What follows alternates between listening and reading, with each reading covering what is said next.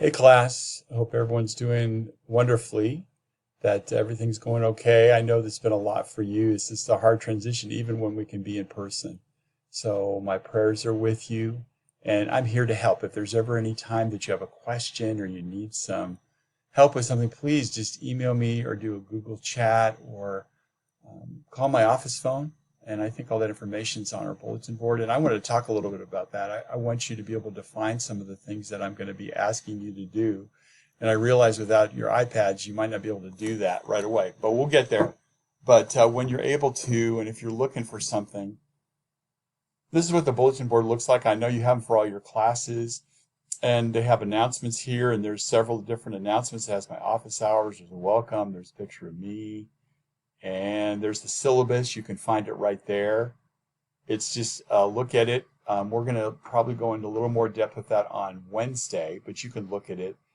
This is the A-Day community time. If you ever need to find it, I know it's probably on everybody's bulletin board, but it's here on mine. And then there's the right here is the digital classroom link.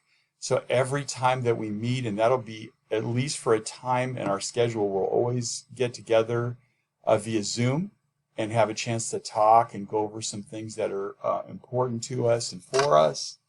And there's also just a couple of things here with schedules, just like the schedule, like how the weeks are going to look. It's confusing, but it's going to start making sense as we get through a few. And then there's just a daily schedule too. And then up here is where I really wanted to talk about when we have an assignment, it's going to be in this grid here. And then you'll have one. The first one's going to be a getting to know you sheet.